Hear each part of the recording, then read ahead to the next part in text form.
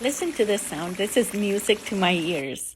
Today we're making pork carnitas. For this recipe, we're going to need the juice from 3 to 4 oranges. Set them aside while we dice 8 to 10 pounds of pork shoulder, pork butt, or for best results, pork picnic. Cut it into 3 to 4 inch pieces, transfer it to a large bowl, and generously season with salt, pepper, and about half a tablespoon of cumin. Mix thoroughly to ensure that all the pieces are well coated with the seasonings. Next, we're going to cut 3 to 4 pounds of buche, or pork hog maws.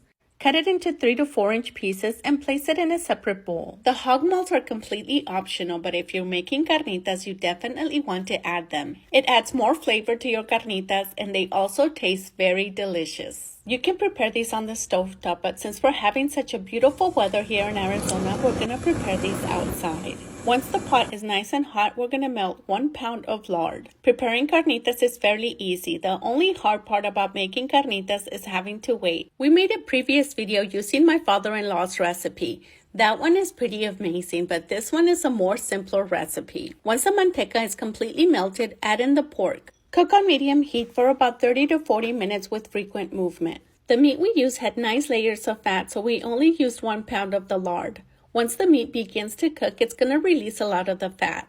But if you feel you need to add more lard, you can definitely add more lard to the mix. Once the meat reaches a nice color like this, mix in the buche, or the pork hog maws. Mix those in and simmer for about 20 to 30 minutes before squeezing in the juice from the oranges. Remove the seeds before you squeeze in the oranges. You don't want to add any of the seeds into the pot. Or squeeze out the oranges into a separate bowl, then add it into the pot. My husband just likes to do it this way. This is his favorite recipe to prepare, so he was super excited about preparing these today. And to add even more flavor to the carnitas, drop in 2 of the orange halves into the pot. The next ingredient is what's going to give your carnitas that light, sweet flavor. We're going to add 1 liter of Coca-Cola. Not the diet one, the regular Coca-Cola. You can also use Dr. Pepper. And the last ingredient, we're going to add 1 12-ounce can of your favorite beer. Once it reaches a light simmer, turn down the burner to low and continue cooking for about 1.5 hours to 2 hours with frequent movement. Now, I know a lot of you are watching and saying, this is not how you make carnitas.